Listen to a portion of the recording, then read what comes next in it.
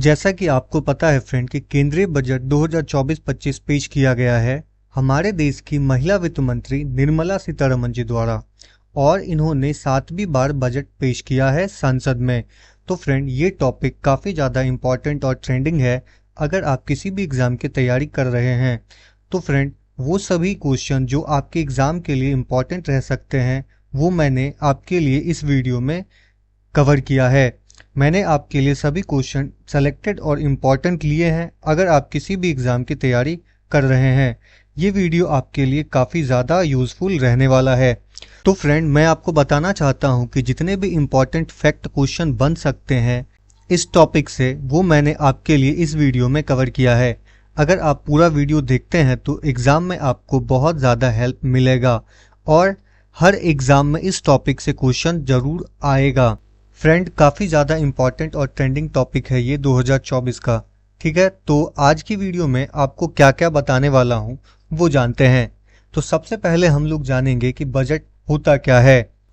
Budget के बारे में कंप्लीट इन्फॉर्मेशन देने वाला हूँ। उसके बाद मैं आपको बताऊंगा कि अंतरिम बजट क्या होता है। देखो फ्रेंड, बजट वैसे तो फरवरी माह में आता है, लेकिन इस बार लोकसभा चुनाव हुआ था, इसलिए फरवरी में तो अंतरिम बजट पेश किया गया और पूर्णकालिक बजट जुलाई में पेश किया जा रहा है। इसके बाद मैं आपको बताऊंगा बजट से जुड़े हुए इम्पॉर्टेंट पॉइंट्स जो कि एग्ज़ाम के लिए काफ़ी हेल्पफुल रहेगा, इम्पॉर्टेंट रहेगा। इसके बाद जो इस साल बजट पेश हुआ है, जो भी इम्पॉर्टेंट बातें कही गई है वे आपको बताऊंगा। और लास्ट में इस टॉपिक से जुड़े हुए मोस्ट इम्पॉर्टेंट क्वेश्चन करेंगे, यानी कि MCQ के रूप में करेंगे। फ्रेंड, तो पूरा वीडियो आप ज़रूर देखना। ये वीडियो बहुत ज़्यादा आपको हेल्प करेगा आपके आने वाले एग्ज़ाम के लिए। तो फ्रेंड, चलिए शुरू करते हैं, जानते हैं बजट क्या होता है। बजट एक निश्चित अवधि या कहे कि आमतौर पे एक वर्ष के लिए वार्षिक वित्तीय विवरण होता है जो अनुमानित आय और व्यय की रूपरेखा प्रस्तुत करता है। इसका उपयोग वित्तीय संसाधनों के प्रबंधन और संसाधनों के जुटाव, राजकोषीय समेकन आदि जैसे विशिष्ट लक्षणों को प्राप्त करने के लिए एक उपकरण के रूप में किया जाता है। बजट सरकार के व्यय, कर लगाने की योजना है जो अन्य लेन देन जो अर्थव्यवस्था और नागरिकों के जीवन को प्रभावित करता है उसका ब्लूप्रिंट होता है यह बजट। तो बजट जो है फ्रेंड, इसके बारे में और भी इंफॉर्मेशन देता हूं आपको कि भारतीय संविधान के अनुच्छेद 112 के अनुसार एक विशिष्ट वित्तीय वर्ष के केंद्रीय बजट को वार्षिक वित्तीय विवरण यानी कि AFS, तो AFS का फुल फॉर्म होता है एनुअल फाइनेंशियल स्टेटमेंट कहा जाता है। तो याद रखिएगा कि भारतीय संविधान के अनुच्छेद 112 में AFS की चर्चा की गई है, यानी कि एनुअल फाइनेंशियल स्टेटमेंट की चर्चा की गई है। राष्ट्रीय बजट वित्त मंत्रालय के आर्थिक मामलों के विभाग यानी कि DIA के अंतर्गत बजट प्रभाग द्वारा तैयार किया जाता है और चर्चा एवं अनुमोदन के लिए संसद में प्रस्तुत किया जाता है। तो आप ये याद रखिएगा फ्रेंड, एक बात हम लोगों को पता चला कि अनुच्छेद 112 में AFS की चर्चा की गई है और ये बजट जो तैयार करता है वो वित्त विभाग, आर्थिक मामलों के जो वित्त विभाग होते हैं जिसे DIA कहते हैं, वो तैयार करता है बजट। बजट का उपयोग देश के वित्तीय संसाधनों के प्रबंधन तथा सरकार की आर्थिक और सामाजिक नीतियों को प्राप्त करने के लिए एक उपकरण के रूप में किया जाता है। तो आइए फ्रेंड, ये हम लोगों ने जान लिया कि बजट क्या होता है। तो अब हम लोग जानते हैं अंतरिम बजट। तो आम चुनाव से पहले भारत सरकार द्वारा अंतरिम बजट प्रस्तुत किया जाता है। ये अंतरिम बजट जो है फ्रेंड उस साल पेश किया जाता है जिस साल लोकसभा का चुनाव होता है। तो अंतरिम बजट आमतौर पर पूरे वित्तीय वर्ष के बजाय अगले कुछ महीनों के लिए सरकार की प्रस्तावित व्यय योजना की रूपरेखा तैयार करने पर केंद्रित होता है। तो मैंने आपको बताया ही कि यह जो बजट होता है अंतरिम बजट, ये लोकसभा चुनाव के साल होता है, इसलिए कुछ महीनों के लिए ही पेश किया जाता है। यह सरकार की वित्तीय स्थिति का विवरण है और इसमें अगले वित्तीय वर्ष के लिए राजस्व और व्यय का अनुमान शामिल होता है, लेकिन इसमें कोई नई नीति घोषणा या प्रस्ताव वित्त परिवर्तन नहीं शामिल होता है। यानी इसमें सरकार कोई नई नीति नहीं ला सकती, नई घोषणा कोई नहीं ला सकती है, क्योंकि इस पे चुनाव आयोग का नजर होता है। इसलिए नई नीति नहीं लाई जा सकती, क्योंकि उस साल चुनाव होता है और सरकार अपने फायदे में इसका उपयोग कर सकती है बजट को, इसलिए इस पे चुनाव आयोग की निगरानी होती है। तो फ्रेंड आइए जानते हैं बजट से जुड़े हुए कुछ महत्वपूर्ण फैक्ट। तो जैसे कि भारत में सबसे अधिक बार बजट पेश करने वाले वित्त मंत्री, उनका नाम है मोरारजी देसाई। तो मोरारजी देसाई जो थे भारत में सबसे ज्यादा वित्त बजट पेश करने वाले मंत्री थे। उन्होंने 10 बार बजट पेश किया था। मोरारजी देसाई ने 2 बार 1964 और 1968 में अपने जन्मदिन के अवसर पर 29 फरवरी को बजट पेश किया था। आपको बता दें कि 1973-74 के बजट को भारत का ब्लैक बजट कहा जाता है। तो याद रखिएगा, भारत का जो ब्लैक बजट कहा जाता है वो 1973-74 के बजट को कहा जाता है। इसके पीछे का कारण है कि बजट के दौरान जो वित्तीय घाटा रहा था वो 550 करोड़ रुपए रहा था। आर वेंकटमणि और प्रणब मुखर्जी भारत के 2 ऐसे वित्त मंत्री रहे हैं जिन्होंने बाद में भारत के राष्ट्रपति के रूप में भी काम किया है। प्रणब मुखर्जी और आर वेंकटमणि ये 2 ऐसे वित्त मंत्री थे फ्रेंड जो बाद में चल के भारत के राष्ट्रपति भी बने थे। तो ये भी महत्वपूर्ण इंपॉर्टेंट फैक्ट है। तो भारत की पहली बार कॉर्पोरेट टैक्स शुरुआत जो हुई थी वो 1987 में हुआ था।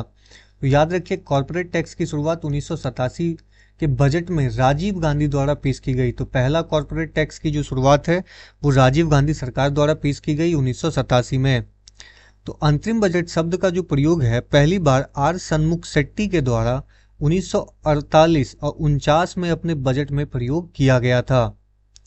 भारत सरकार ने 7 अप्रैल 1860 को ईस्ट इंडिया कंपनी द्वारा ब्रिटिश क्राउन के अंतर्गत पहला बजट पेश किया। तो याद रखिएगा, भारत में जो 7 अप्रैल 1960 को ईस्ट इंडिया कंपनी द्वारा ब्रिटिश क्राउन के अंतर्गत पहली बार बजट पेश किया गया था। तो भारत में बजट पेश करने वाले पहले वित्त मंत्री थे जेम्स विल्सन। तो ये भी याद रखिएगा कि भारत में पहली बजट पेश करने वाले थे जेम्स विल्सन।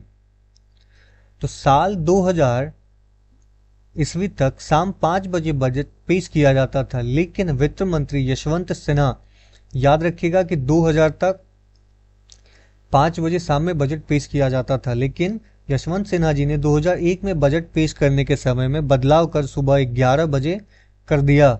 उसके बाद से सुबह 11 बजे से बजट पेश किया जाता है। 2001 से हर बार 2011 मतलब 11 बजे ही बजट पेश किया जाता है और शाम 5 बजे बजट पेश करने की परंपरा की शुरुआत सर बेसिल ब्लैकेट ने 1924 में किया था। यानी शाम 5 बजे जो बजट पेश किया जाता था उनका शुरुआत करता थे सर बेसिल ब्लैकेट, और यह शुरू किए थे 1924 में। तो फ्रेंड आइए जानते हैं इस बार यानी कि 2024 और 2025 का वित्त बजट क्या था, कैसे था, उसके बारे में जानते हैं। तो इसको मोदी सरकार 3.0 का पहला बजट भी आप कह सकते हो। तो प्रधानमंत्री नरेंद्र मोदी के नेतृत्व वाली मोदी सरकार 3.0 का पहला बजट 23 जुलाई 2024 को पेश किया गया। तो वित्त मंत्री निर्मला सीतारमण ने 2024-25 का केंद्रीय बजट पेश किया है।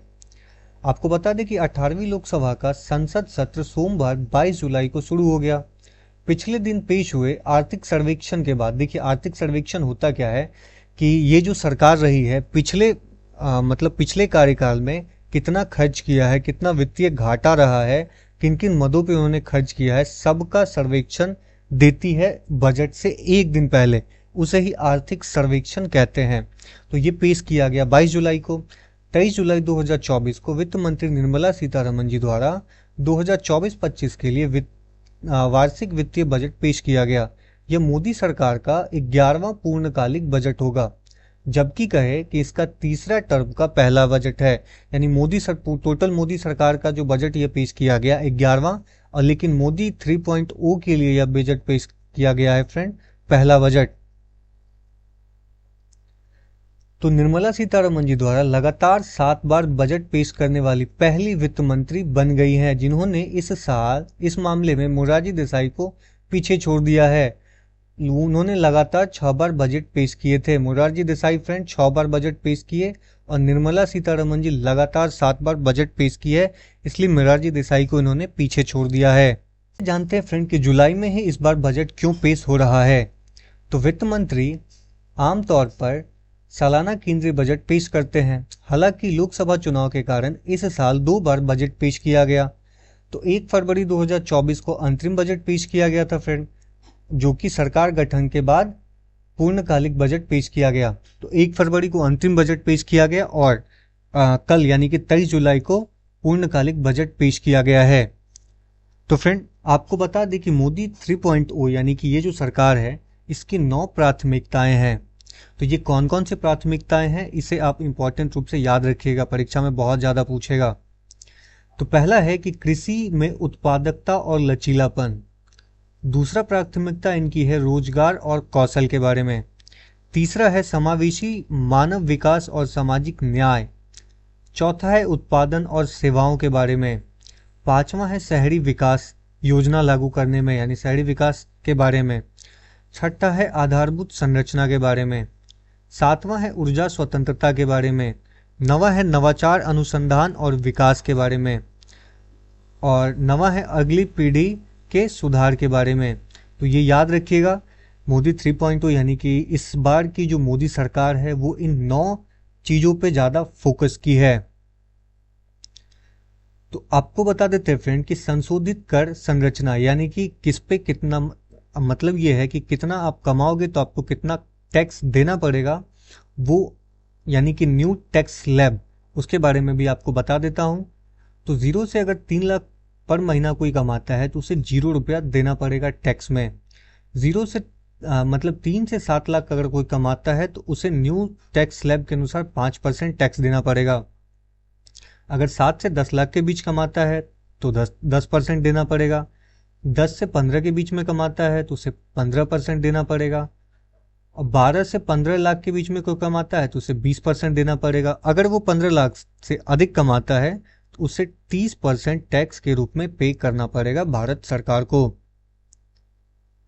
तो भारत सरकार अगर आपसे टैक्स लेती है तो वो हम लोगों पे खर्च भी करती है। तो फ्रेंड भारत सरकार जो है सबसे ज़्यादा किसी चीज़ पे खर्च करती है तो वो करती है फ्रेंड ब्याज भुगतान पे।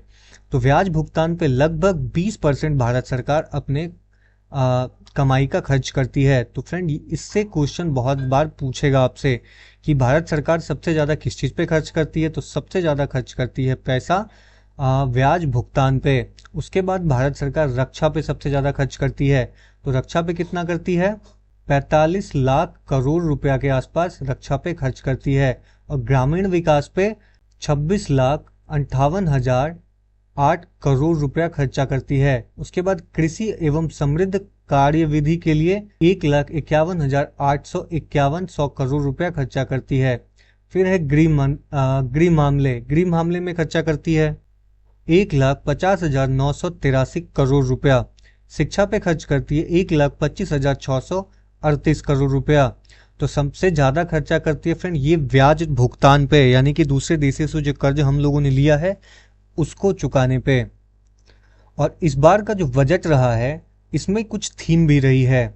तो इस बार यूनियन बजट में जो थीम रखा गया है 24-25 के लिए वो रखा गया है फ्रेंड एम्प्लॉयमेंट।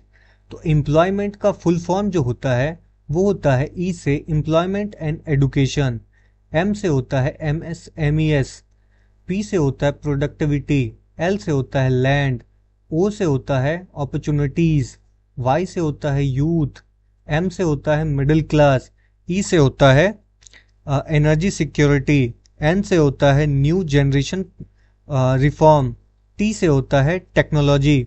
तो याद रखिएगा ये इस बार का यूनियन बजट जो पेश हुआ है उसका थीम है इस बार एम्प्लॉयमेंट। ये बहुत बार परीक्षा में पूछेगा फ्रेंड आपसे। तो बजट 2024-25 की जो फ्रेंड मुख्य बातें हैं जो पेश किया गया बताई गई है बजट में वो हम लोग अब जानते हैं। तो वित्त मंत्री निर्मला सीतारमण ने वित्त वर्ष 2025 के पूंजीगत व्यय को लगभग 11.1 लाख करोड़ पर अपरिवर्तित रखा है, जो पिछले वर्ष के संशोधित अनुमान 9.5 लाख करोड़ से 16.9 करोड़ अधिक है। तो बात करें कि कुछ वित्तीय परिसंपत्तियों पर अल्पावधि पूंजीगत लाभ कर को संशोधित करके अब 20% किया गया है।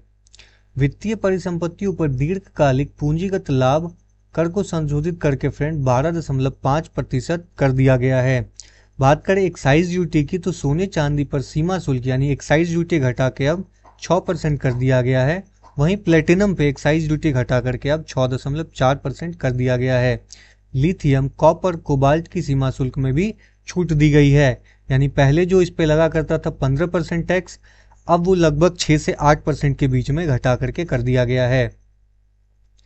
तो वित्त वर्ष 2025 में व्यय 48.21 लाख करोड़ रहने का अनुमान लगाया गया है।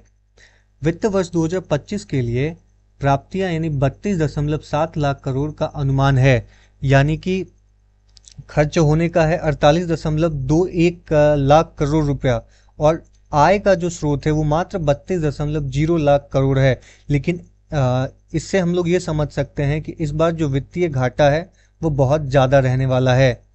तो वित्तीय वर्ष 2025 में राजकोषीय घाटा सकल घरेलू उत्पाद का 4.9% रहने का अनुमान है। तो ये आपके लिए इम्पोर्टेंट है कि इस बार 4.9% सकल घर यानी जीडीपी का वित्तीय घाटा रहने का अनुमान है, जबकि अंतरिम बजट में यह 5.1% था। अगले वर्ष राजकोषीय घाटा की बात करें तो वो 4.5% से नीचे लाने का लक्ष्य रखा गया है, यानी कि अगला बार जो बजट पेश किया जाएगा उसमें रखा गया है कि 4.5% से नीचे किया जाए इस राजकोषीय घाटा को। तो निवेश के लिए तैयार प्लग एंड प्ले औद्योगिक पार्क 100 शहरों में या कहे कि 100 शहरों के पास विकसित किए जाएंगे। 5 वर्षों में हब एंड स्पोक व्यवस्था में लगभग 1000 आईआईटी को अपग्रेड किया जाएगा, आईटीआई को अपग्रेड किया जाएगा। 5 साल में भारत की सीड्स कंपनी द्वारा 1 करोड़ युवाओं को कुशल युवा बनाया जाएगा। तो ये युवाओं के लिए है, तो 1 करोड़ युवाओं को 5 साल में बनाया जाएगा कुशल युवा। तो 5000 मासिक भत्ते के लिए 12 महीने के लिए प्रधानमंत्री इंटर्नशिप दी जाएगी। जो बच्चे आईआईटीज में रहते हैं उसको इंटर्नशिप के लिए 5000 रुपया प्रति महीने भत्ता के रूप में भारत सरकार देगी। और बात करें कृषि की, तो कृषि और समृद्ध क्षेत्रों के लिए 1.52 लाख करोड़ रुपए प्रावधान किया गया है। तो कृषि के लिए 1.52 लाख करोड़ रुपया दिया गया है। वहीं 10,000 जैव अनुसंधान केंद्र स्थापित किए जाएंगे इस वित्तीय बजट के अनुसार। तो फ्रेंड, बजट 2024 में 4 जातियों पर फोकस किया गया है। तो इस बार भारत सरकार ने 4 जाति बनाई है।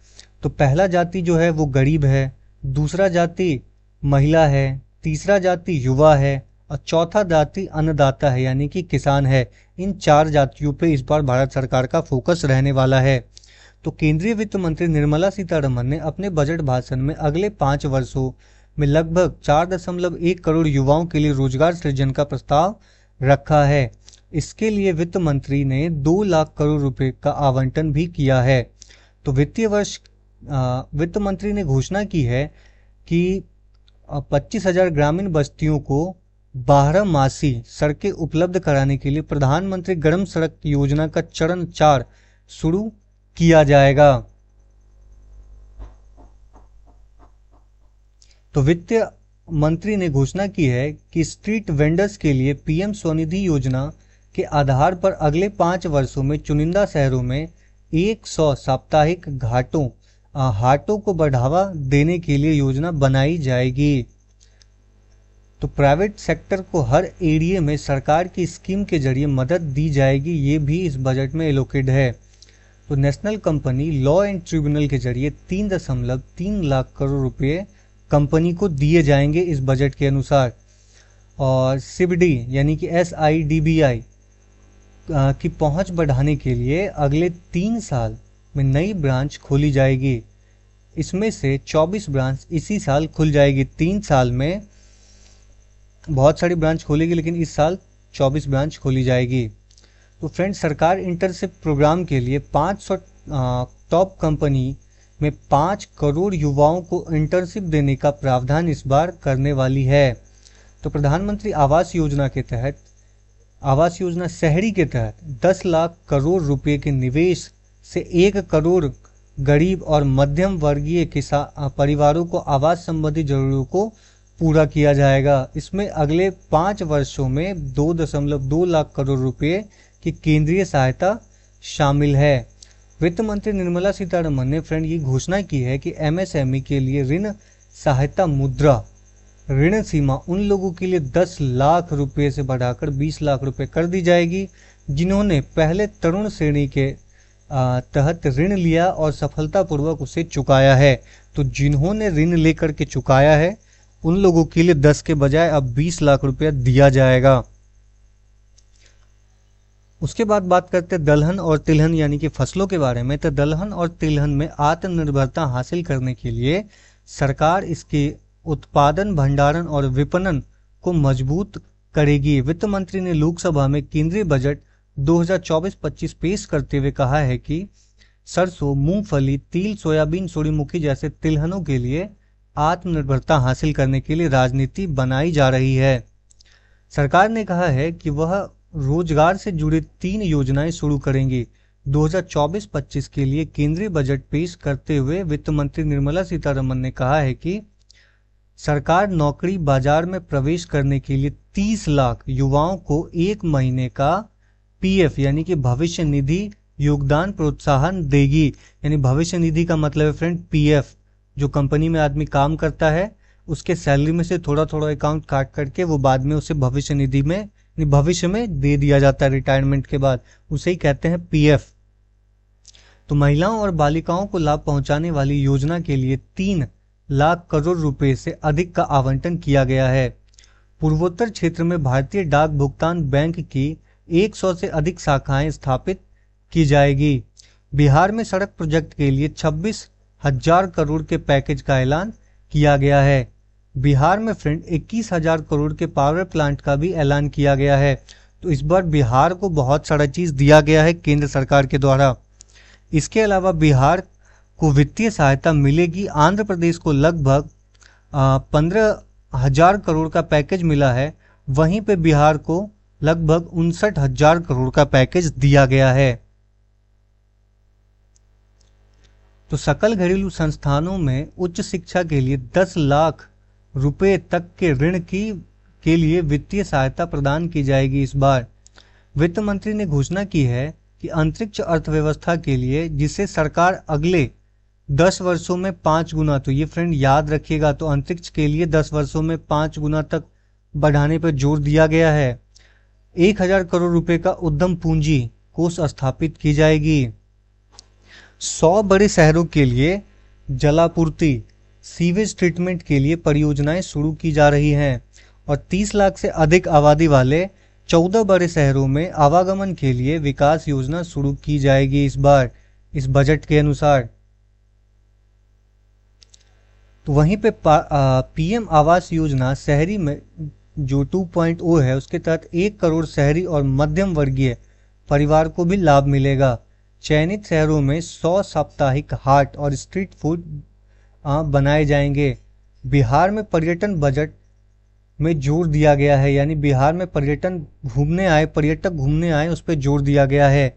नालंदा में पर्यटन के विकास के लिए बिहार में राजगीर टूरिस्ट सेंटर का निर्माण किया जाएगा। तो नालंदा जो है फ्रेंड वो मतलब राजगीर जो है वो नालंदा में ही स्थित है। तो बाढ़ आपदा पर बिहार के लिए 11,000 करोड़ रुपए का प्रावधान किया गया है। तो फ्रेंड ये हम लोगों ने जाना इस बार के बजट को। बजट से जुड़े हुए जो मुख्य तथ्य थे उसको मैंने कवर किया। अब हम लोग एमसीक्यू के माध्यम से जानते हैं बजट के बारे में। तो चलिए फ्रेंड शुरू करते हैं। तो पहला क्वेश्चन बोल रहा है कि बजट का अर्थ क्या होता है। तो फ्रेंड बजट का जो अर्थ होता है वो होता है चमड़े का थैला। तो ये याद रखिएगा, बजट का मतलब होता है चमड़े का थैला। अगला है कि भारत में पहला बजट कब पेश किया गया था। तो भारत में जो है पहला बजट जो पेश किया गया था फ्रेंड वो किया गया था 18 फरवरी 1860 को।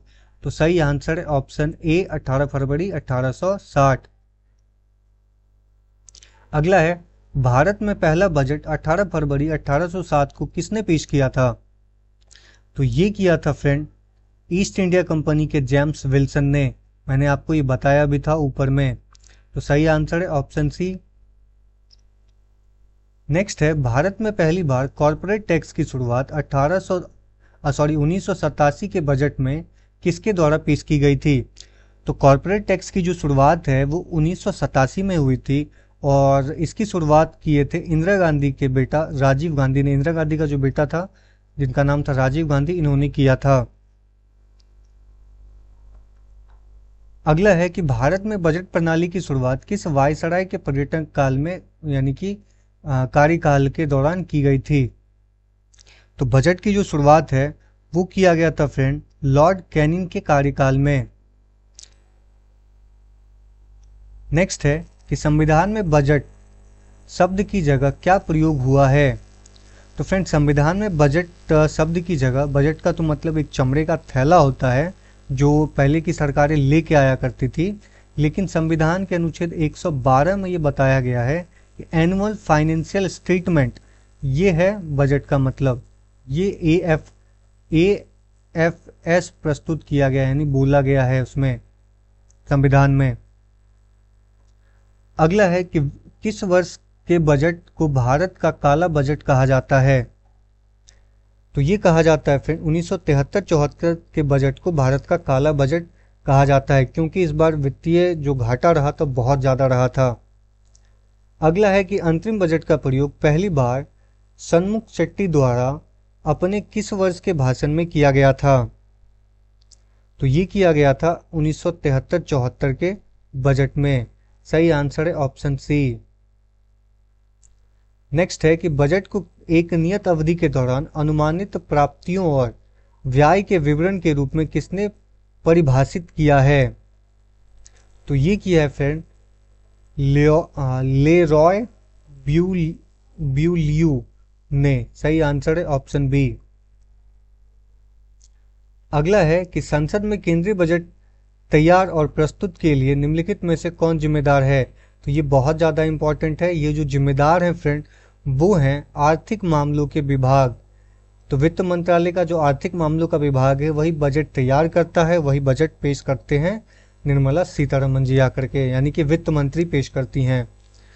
अगला है कि एक बजट दस्तावेज जो किसी विशेष वित्तीय वर्ष के लिए सरकार के राजस्व प्राप्तियों और राजस्व व्यय से संबंधित होता है क्या कहलाता है? तो फ्रेंड ये कहलाता है राजस्व बजट। सही आंसर है ऑप्शन ए। अगला है कि वार्षिक वित्तीय विवरण का प्रावधान भारतीय संविधान के किस अनुच्छेद में है? तो वार्षिक वित्तीय विवरण का प्रावधान जो है फ्रेंड ये संविधान के जिस अनुच्छेद में है उनका नाम है अनुच्छेद 112, जिसमें AFS की चर्चा की गई है।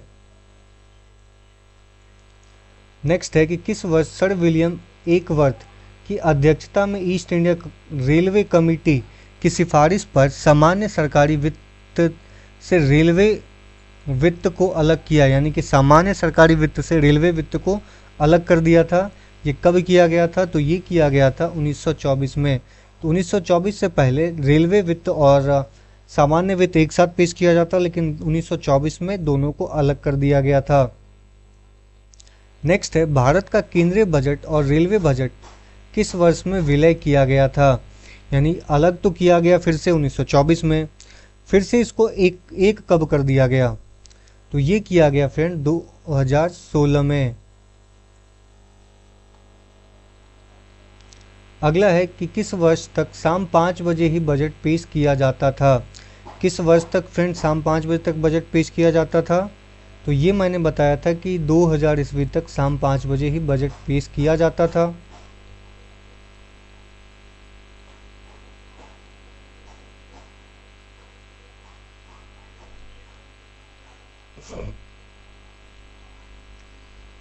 नेक्स्ट है कि शाम 5 बजे बजट पेश करने की परंपरा की शुरुआत सर बेसिल ब्लैकेट द्वारा किस वर्ष शुरू की गई?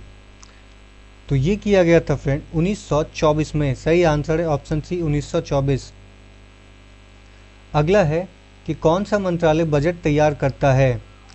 तो बजट तैयार करने की जो जिम्मेदारी होती है वो फ्रेंड होता है वित्त मंत्रालय का।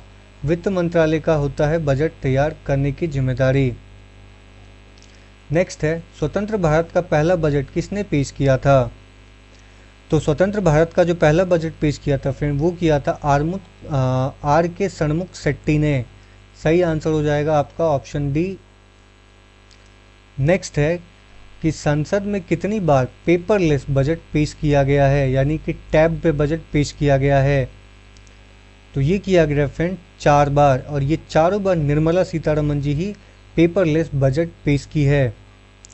नेक्स्ट है, निम्नलिखित में से कौन सा बजट भारत का पहला पेपरलेस बजट था, यानी कि पहली बार पेपरलेस बजट कब शुरू किया गया? तो ये किया गया था फ्रेंड बजट 2021-22 पेपरलेस बजट था, यानी कि 2021-22 में पहली बार बिना पेपर का बजट पेश किया गया था। अगला है, भारत की पहली पूर्णकालिक महिला वित्त मंत्री कौन हैं? तो पहली पूर्णकालिक महिला वित्त मंत्री की बात करें तो फ्रेंड ये है निर्मला सीतारमन। अगर आपको पहला वित्त मंत्री की बात करें तो वो है इंदिरा गांधी। ये भारत की प्रधानमंत्री रहते हुए भी वित्त मंत्रालय का पदभार संभाल रही थी। नेक्स्ट है कि बजट होता क्या है? तो फ्रेंड बजट जो होता है वो होता है सरकार के आमदनी और प्रस्तावित योजना पर होने वाला खर्च का विवरण। सरकार की कमाई और खर्च का ब्यौरा होता है, ये भी सही है। मंत्रालय को उसके खर्च के लिए धन राशि आवंटन, ये भी शर्त है, सही है। तो सही आंसर है ऑप्शन डी उपयुक्त सभी, यानी कि ये सभी बातें सही है, ये सभी बजट कहलाती हैं। अगला है, लगातार 7 बार बजट पेश करने वाली पहली वित्त मंत्री कौन बनी है? तो फ्रेंड ये बन गई हैं अब निर्मला सीतारमन। सही आंसर है option A Nirmala Sitharaman. Next है कि भारत में शून्य बेस बजट का प्रयोग पहली बार किस वर्ष में किया गया था? तो शून्य बेस बजट का जो पहली बार प्रयोग है वो 1987 में किया गया था, जिस साल कॉर्पोरेट टैक्स लाया गया था। अगला है कि किसने भारत में सबसे लंबा बजट भाषण दिया है? तो ये दिया है फिर निर्मला सीतारमन ने। सही आंसर है ऑप्शन ए निर्मला सीतारमन। अगला है कि भारत के कितने प्रधानमंत्री रहते हुए बजट पेश किए हैं? तो फ्रेंड भारत के 3 ऐसे प्रधानमंत्री हुए हैं जो कि प्रधानमंत्री मतलब पद पे रहते हुए वित्त मंत्री का काम भी देखा है, यानी कि बजट पेश किया है। तो भारत के 3 प्रधानमंत्री ने खुद बजट पेश किया है। आमतौर पे देश के वित्तीय मंत्री ही बजट पेश करते हैं, लेकिन पंडित नेहरू के अलावा इंदिरा गांधी ने 1970-71 का बजट बतौर पीएम के तौर पे किया था। वे देश का केंद्रीय बजट पेश करने वाली पहली भारतीय महिला भी बनी थी, और उनके बेटे राजीव गांधी ने भी वित्तीय वर्ष 1987-88 का बजट सदन में बतौर पीएम के रूप में पेश किया था। तो 3 प्रधानमंत्री ऐसे थे। अगला है कि गणतंत्र भारत का पहला बजट किसने पेश किया था? तो गणतंत्र भारत का जो पहला बजट था फ्रेंड वो पेश किया था जॉन मथाई ने। सही आंसर है ऑप्शन ए जॉन मथाई। अगला है कि गणतंत्र भारत का पहला बजट कब पेश किया गया था? तो गणतंत्र भारत का जो पहला बजट था वो था 28 फरवरी 1950 में। सही आंसर है ऑप्शन ए। नेक्स्ट है कि सबसे अधिक बार बजट पेश करने का रिकॉर्ड किस नेता के पास है? तो सबसे ज़्यादा बजट पेश करने का जो रिकॉर्ड है फ्रेंड वो है मोरारजी देसाई का। सबसे ज़्यादा मोरारजी देसाई ने बजट पेश किया है, उसके बाद है निर्मला सीतारमन जी का। अगला है कि 2017 से पहले बजट किस तिथि को पेश किया जाता था? तो 2017 से पहले जो बजट पेश किया जाता था फ्रेंड वो फरवरी के अंत में पेश किया जाता था। अगला है कि 2017 के बाद बजट किस तारीख को पेश किया जाने लगा? तो ये किया जाने लगा है फ्रेंड अब 1 फरवरी को। पहले 29 फरवरी को बजट पेश होता था, लेकिन अब 1 फरवरी को बजट पेश होता है। अगला है कि अंतरिम बजट को क्या कहा जाता है? तो फ्रेंड अंतरिम बजट को जो कहा जाता है वो कहा जाता है मिनी बजट, या फिर कहे वोट ऑन अकाउंट, ये कहा जाता है अंतरिम बजट को। नेक्स्ट है कि भारत में निम्नलिखित में से कौन सा बजट का प्रकार नहीं है? तो भारत में जो बजट है उसमें से कौन सा बजट का प्रकार नहीं है? तो फ्रेंड आरक्षित बजट का प्रकार नहीं है। तो आइए हम लोग देखते हैं बजट के प्रकार को। तो एक होता है घाटे का बजट। यदि अनुमानित सरकारी व्यय एक निश्चित वित्तीय वर्ष में अपेक्षित सरकारी राजस्व से अधिक हो तो ये घाटे का बजट कहलाता है। फ्रेंड इस बार भी घाटे का बजट ही पेश हुआ है। उसके बाद है संतुलित बजट। एक बजट जो संतुलित बजट कहा जा सकता है यदि अनुमानित सरकारी व्यय किसी विशेष वित्तीय वर्ष में अपेक्षाकृत सरकारी प्राप्तियों के बराबर हो, मतलब जितना आया है उतना खर्चा हो जाए, तो ये संतुलित बजट कहेगा। तो अधिशेष बजट, यदि अपेक्षित सरकारी राजस्व एक विशेष वित्तीय वर्ष में अनुमानित सरकारी व्यय से अधिक हो, यानी आप कमाए ज़्यादा और खर्च कम किए हो, तो ये अधिशेष बजट कहलाता है। और घाटे का बजट होता है आपने कमाया कम, ज़्यादा खर्चा कर दिया, ये घाटे का बजट कहलाता है। तो फ्रेंड अगला क्वेश्चन है कि भारतीय बजट व्यवस्था का जनक किसे माना जाता है? तो ये माना जाता है फ्रेंड जेम्स विल्सन को। भारतीय बजट व्यवस्था का जनक जेम्स विल्सन को माना जाता है। अगला है किस प्रधानमंत्री ने संसद में पहली बार बजट पेश किया था? तो इनका नाम है जवाहरलाल नेहरू। जवाहरलाल नेहरू ने पहली बार संसद में बजट पेश किया था। तो फ्रेंड अगर ये वीडियो आपको इन्फॉर्मेटिव लगी हो तो चैनल को लाइक करके सब्सक्राइब कीजिएगा और मिलते हैं अगले वीडियो में। तब